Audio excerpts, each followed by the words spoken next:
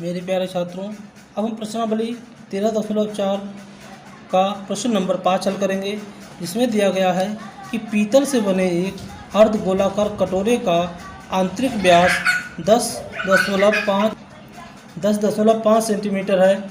16 रुपये प्रति 100 सेंटीमीटर की दर से इसके आंतरिक पृष्ठ पर कलई करने का व्यय ज्ञात कीजिए। देखिए, वो कह रहा है कि अर्धगोलाकार कटोरा है, नहीं कटोरा तो है लेकिन कैसा है, अर्धगोलाकार। ठीक है, अर्धगोलाकार कटोरा है और इस कटोरे में वो कह रहा है कि इसका आंतरिक व्यास यानी इसके अंदर का व्यास जो है ये वो 10.5 है। ठीक है, व्यास दिया हुआ है तो हम क्या लिखेंगे पहले कि कटोरे का यानी कि अर्धगोलाकार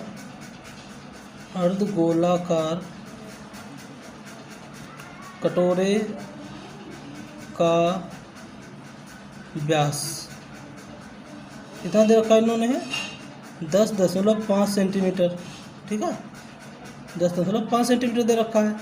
अब तो अर्धगोलाकार कटोरे की त्रिज्या हो जाएगी इसकी आधी, त्रिज्या r बराबर अर्धगोलाकार कटोरे की त्रिज्या कितनी हो जाएगी r, यानी कि 10.5/2 दशमलव हटाएंगे यहाँ हो जाएगा 20। इसको हम काट सकते हैं, 5 दूनी 10, 5 चौकम 5 और 5 चौकू 20, यानी कि 21/4। 21/1 मिनट 1 के बाद है तो यहाँ बढ़ेगा हमारा 1। ठीक है, 1 यानी 10 दूनी 20, 21/2 सेंटीमीटर ये होगा इसकी त्रिज्या। ठीक है, 21/2 सेंटीमीटर। अब क्या करना है, 1 मिनट इसका व्यास है तो इसको हम 2 से गुणा कर देंगे तो 2 से इधर भी गुणा हो जाएगा, 2 क्योंकि आधी भी करनी है तो व्यास था हमारा 10.5। अब क्या हो जाएगा ये 21 बट्टे इधर निकल के आ जाएगा हमारा 4 सेंटीमीटर। ठीक है, ये त्रिज्या हमारी होगी, r बराबर इतना आएगा।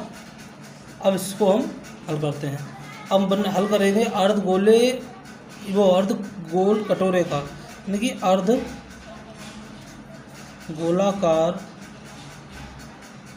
कटोरे का आंतरिक वक्र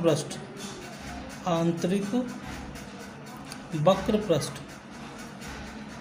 गोलाकार कटोरे का आंतरिक वक्र पृष्ठ बराबर क्या होता है हमारा 2πr कटोरे का आंतरिक पृष्ठ 2πr²। अब देखिए गोला आधा है तो वही हो जाएगा, क्योंकि इससे पहले हम होता 4πr², जब आधा कर देंगे तो ये 2πr² हो जाएगा। अब क्या करना है हमें, बराबर इसमें रख देते हैं, 2 गुणे पाई का मान 22/7 गुणे r हमारा आया है 21/4 का स्क्वायर करेंगे तो ये 2 बार गुना हो जाएगी इसकी 4, तो 7 या 21 और 2 दूनी 4 और 2 एकम 2 ये हमारा हो जाएगा 11 गुणे 3 गुणे 21/4 2 गुणे 8 इतना बचा, इसकी गुणा कर लीजिए आप, 2 दूनी 4 काट दिया, 2 ग्यारहियाँ 22 यानी 2 11 22, तो यहाँ खाली 4 बचा हमारा। ठीक है, ये हटाते हैं, लिख देते 4 खाली। ठीक है, काट दीजिए, ऊपर गुणा कर लेते हैं तो 11 गुणे 21 63/4 ऊपर गुणा कर लेते हैं, 11 33 का 3 और 11 छंगा 66 3 69/4। ये हो गया हमारा 693/4 वर्ग सेंटीमीटर।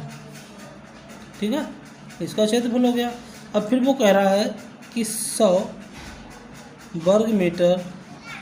वर्ग सेंटीमीटर पर कलई करने का खर्च जो है कितना दे रखा था उन्होंने, 16 रुपये। अब क्षेत्रफल हमारा आया है 693/4, तो क्या करेंगे 1 वर्ग सेंटीमीटर का निकाल लेंगे पहले हम। 1 वर्ग सेंटीमीटर कलाई करने का खर्च बराबर 16/100 वर्ग सेंटीमीटर, तो इसको हम क्या कर देंगे 100 से गुणा कर देंगे। अब निकालेंगे कितना 693/4 वर्ग सेंटीमीटर पर कलाई करने का खर्च। 693 को गुणे में रखते हुए और 693/4 को, और कितना आया एक का 16 बट्टे इसको 100 कर देंगे। ठीक है, अब इसे काट सकते हैं 4 चक्कू 16, 4 25 100, 25 चक्कू 100 हो जाएगा, ये कट जाएगा। अब 25 से इसको हम भाग दे देंगे तो हमारा राइट आंसर आ जाएगा, जो कि होगा 27.72 रुपये, 27.72 ये हमारा राइट आंसर हो जाएगा। अब प्रश्न नंबर 6 क्या कह रहा है? प्रश्न नंबर 6 कह रहा है कि उस गोले की त्रिज्या ज्ञात कीजिए जिसका पृष्ठीय क्षेत्रफल 154 वर्ग सेंटीमीटर है। देखिए दिया क्या है हमें, पृष्ठीय क्षेत्रफल दिया गया है, निकलवा क्या रहा है त्रिज्या। तो बहुत सरल है, पृष्ठीय क्षेत्रफल का सूत्र रख करके इसके बराबर में ये मान रख देंगे, हमारा आंसर आ जाएगा। देखिए माना गोले की त्रिज्या में त्रिज्या निकलवा रहा है, तो माना गोले की त्रिज्या बराबर 8 सेंटीमीटर है, इसको मान लेंगे, त्रिज्या निकलवा रहा है। तो गोले का क्या निकाल दिया क्या है हमें, गोले का पृष्ठीय क्षेत्रफल, तो गोले का पृष्ठीय क्षेत्रफल बराबर कितना है 154 वर्ग सेंटीमीटर, 154 वर्ग सेंटीमीटर दिया हुआ है।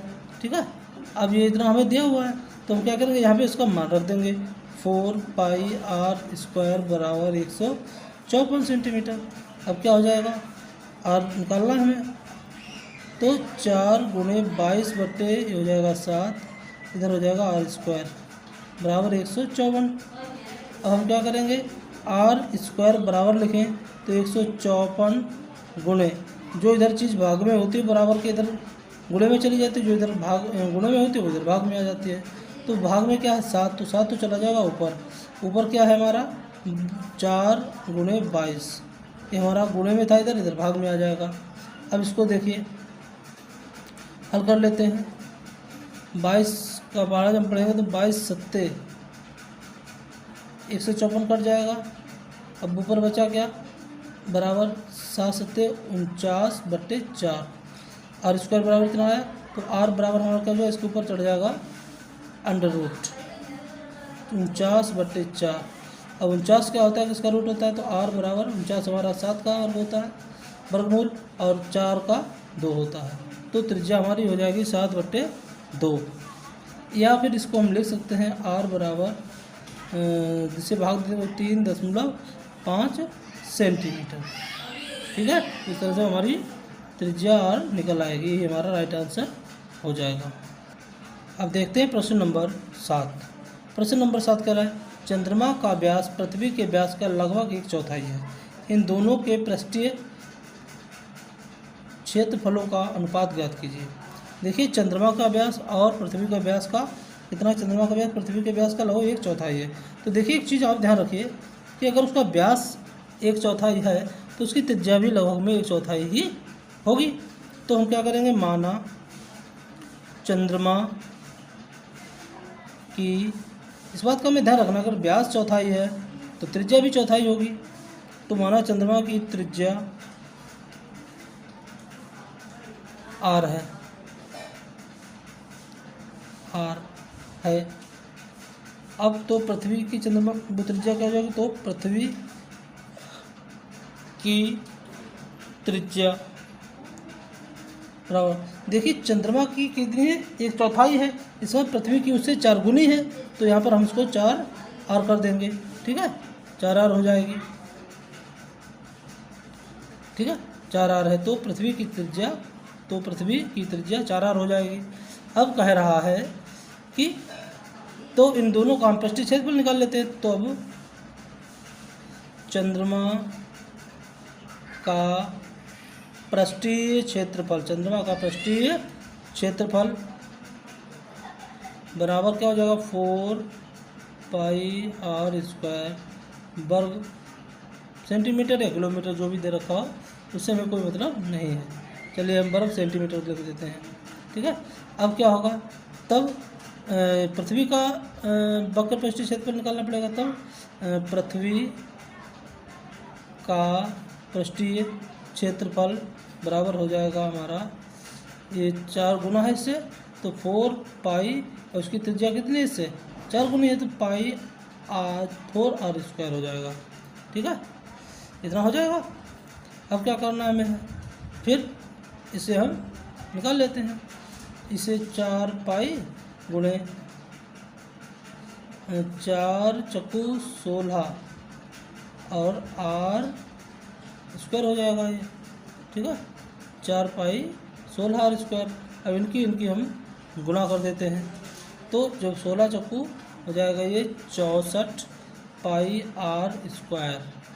ये आ गया हमारा चंद्रमा का पृष्ठीय क्षेत्रफल, वो पृथ्वी का पृष्ठीय क्षेत्रफल और चंद्रमा का ये है। अब क्या कर रहा है, चंद्रमा तथा पृथ्वी क्षेत्रफलों में वो कह रहा है कि अनुपात ज्ञात कीजिए। तो हम क्या करेंगे, पृथ्वी तथा चंद्रमा के क्षेत्रफलों का अनुपात, इससे पहले भी अनुपात ज्ञात कर चुके हैं, हम बराबर में रख देते हैं। तो पृथ्वी का कितना है 4 पाई, वो चंद्रमा का है 4 पाई r स्क्वायर, और क्योंकि वो कह रहे चंद्रमा पहले दिया था उन्होंने, तो मैं भी यहाँ चंद्रमा पहले लिख सकते हैं हम, ठीक है। 4 पाई r स्क्वायर, फिर हम लिखेंगे 64 पाई r स्क्वायर।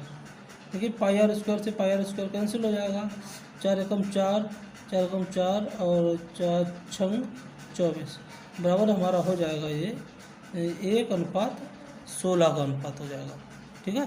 और यही हमारा राइट आंसर हो जाएगा। अगर आपके सवाल समझ में आ रहा हो तो आप प्लीज़ चैनल को सब्सक्राइब करें, अपने मित्रों को शेयर करें और इस पर कमेंट करना बिल्कुल ना भूलें। धन्यवाद।